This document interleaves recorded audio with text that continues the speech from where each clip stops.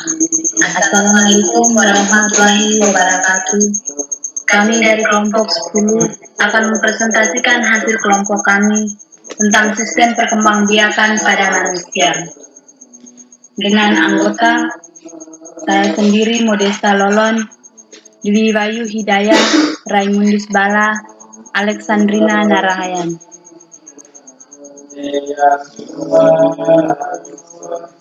Yang pertama akan saya bacakan A. Organ reproduksi manusia. Organ reproduksi pria terdiri atas organ reproduksi luar dan dalam. Selain itu, terdapat kelenjar kelamin yang menghasilkan cairan untuk pergerakan sperma. Adapun anatomi reproduksi laki-laki yakni 1. Organ reproduksi luar. Organ reproduksi luar berupa penis dan skrotum. Penis dapat mengadakan ereksi, yaitu suatu keadaan penis yang tegang. Apabila penis terjadi rangsangan, akan mengakibatkan terjadinya ekresi penis, di mana darah mengalir dan memenuhi kantong di dasar penis. Hal yang penting untuk kopulasi dan memindahkan sperma ke dalam kelamin wanita. Skrotum berupa kantong yang berisi gonad pria, yaitu testis. 2. Organ reproduksi dalam. Organ reproduksi dalam berupa testis dan saluran-saluran. Testis merupakan gonad jantan. Saluran pada gonad adalah tubulus seminiferous, tempat sperma terbentuk. Sel-sel Leydig tersebar dalam tubulus-tubulus seminiferous menghasilkan testosteron dan androgen yang lain. Selain itu, saluran kelamin pria juga berupa epididymis, vas deferens, uretra, dan ductus ejaculatorius. 3. Fungsi organ reproduksi pria dimulai saat masa puber.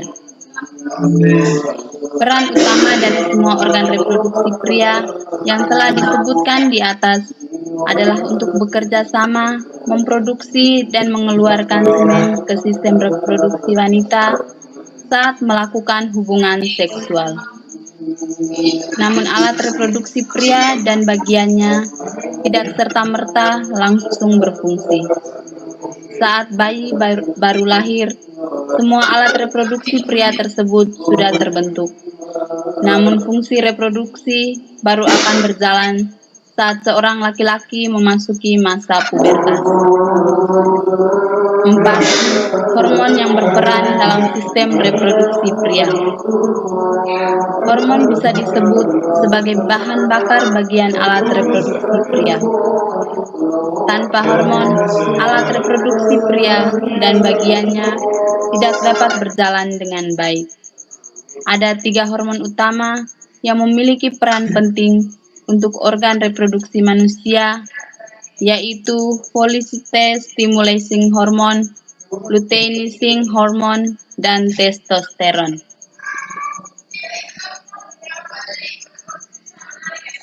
Next. B. Organ reproduksi wanita. Organ reproduksi wanita terdiri atas organ reproduksi luar dan dalam.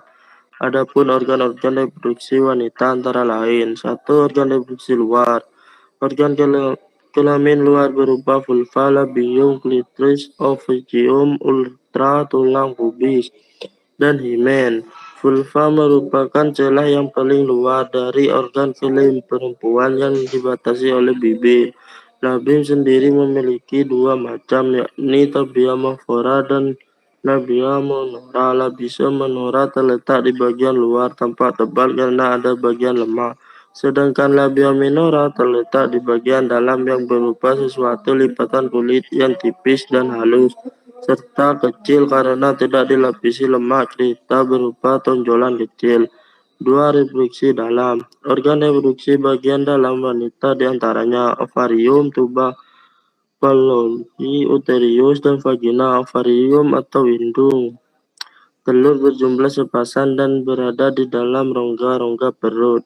atau di kanan dan di kiri, yang merupakan penghasil sel telur yang disebut folikel. Pada folikel terdiri dari masing-masing oosit atau sel telur yang berkembang sebagian dan dikelilingi oleh sekelompok penyokong. Sel-sel sekeliling memberi nutrien, melindungi oosit selama sebagian besar ornis pembentukan dan perkembangan ovum. Next. 3. Fungsi organ reproduksi wanita.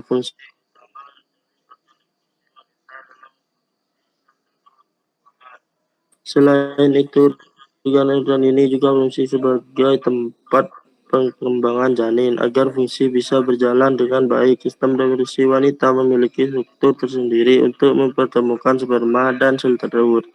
Sistem reproduksi wanita memproduksi sendiri hormon yang dibutuhkan untuk mengontrol siklus menstruasi bulanan. Hormon ini adalah kemudian akan memicu perkembangan sel telur serta pelepasan setiap bulan. Proses ini disebut juga dengan ovalasi. Jika salah satu sel telur ada berhasil dibunuh oleh sperma, maka akan terjadi kehamilan. Next.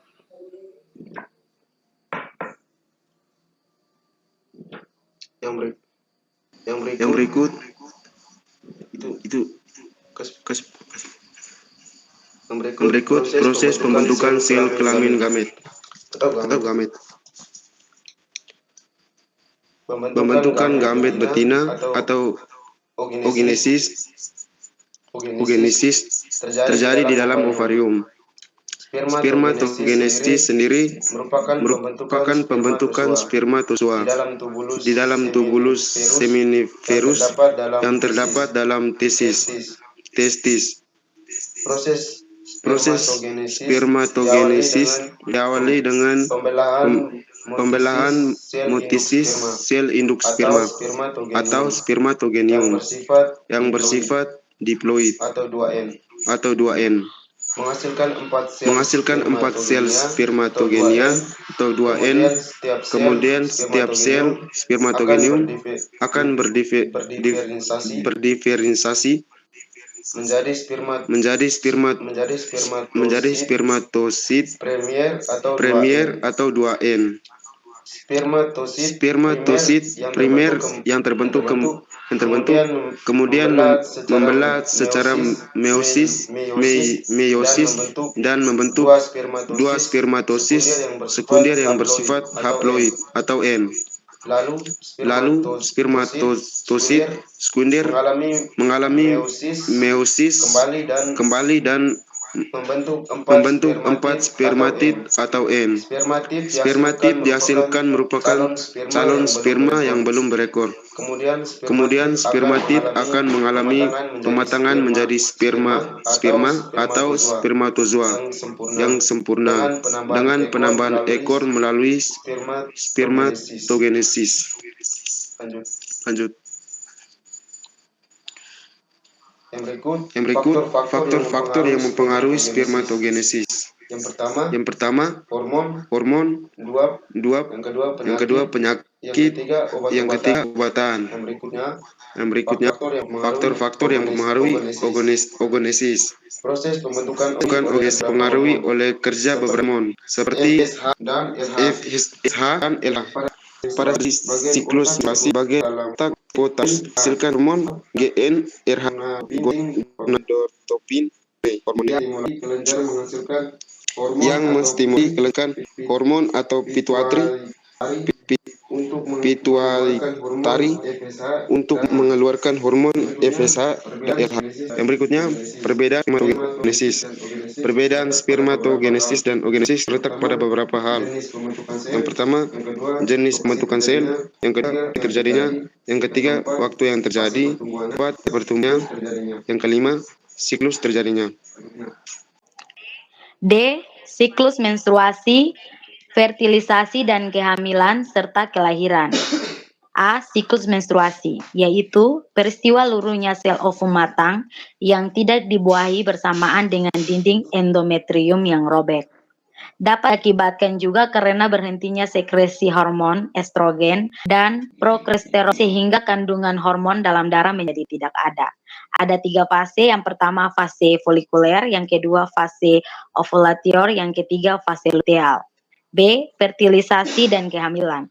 Fertilisasi atau bisa disebut pembuahan adalah suatu proses di mana terjadinya peleburan atau penyatuan antara ovum dan sperma. Pemindahan sperma dilakukan dengan cara kopulasi. Cairan akan ditambahkan dengan kelenjar seminal dan kelenjar prostat. Campuran sperma dan cairan tambahan disebut air mani atau semen. Melalui uretra, sperma dikeluarkan dana menuju ke dalam vagina. Di dalam vagina, sperma akan melanjutkan perjalanan ke urofalopi, tempat terjadinya fertilisasi. C. Kelahiran. Setelah kehamilan berusia lebih kurang 9 bulan 10 hari atau 40 minggu, sejak pembuahan perkembangan janin atau calon janin sudah sempurna, maka janin akan siap dilahirkan. Hormon yang berperan pada saat prakelahiran antara lain relaksin, prostaglandin, dan oksitosin. Ada beberapa tahap akan dialami perempuan mulai dari fase pertama menjelang kelahiran hingga kelahiran itu tiba. Yang pertama, prodromal labor. Yang kedua, tahap awal kelahiran atau laten fase. Yang ketiga, tahap 1, fase aktif. Yang keempat, tahap kedua. Yang kelima, tahap ketiga. Dan 6, penyembuhan. Terima kasih. Sekian dari hasil presentasi kami. Terima kasih.